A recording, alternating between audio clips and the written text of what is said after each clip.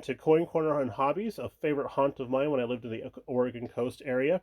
And always a treat to get back to the store whenever in the area. Just a lot of cool stuff there.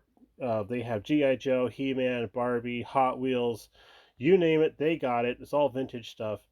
And now they have model kits. And what a nice NASCAR haul these guys have here. They probably picked up somebody's collection, and they do that. They do like buying collections. And yes, that was a Dale Earnhardt NASCAR kit I put back there. It was still sealed in the original cellophane. They're only asking $20 for it. They do ship all over the nation, so do hit them up on their Facebook page, give them a call, or email them. Um, they also have an eBay store. I don't know what they have on the eBay store. Oh, look at there, some Days of Thunder kits. I'm sure I'm going to hear about that from Mr. Lucas C. But again, they do have an eBay store, and they do have a lot of stuff. And they call themselves Coin Corner because they are eumathematists. So they do have coins and such. There's some testers kits there. Looks like those are the metal body cars. There's a Kellogg's Cornflakes car. If I had seen that originally while I was there, I probably would have snagged that.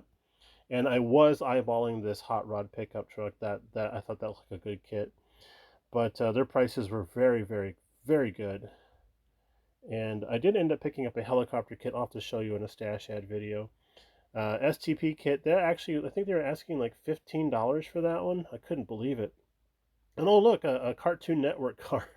I just have to chuckle at that. But yes, we want to say thank you to Coin Corner for letting us film. They're very, very nice people, very accommodating, and we want to help them out as much as possible. So again, hit them up on any of their contact info. I'm sure they'll be happy to talk to you guys.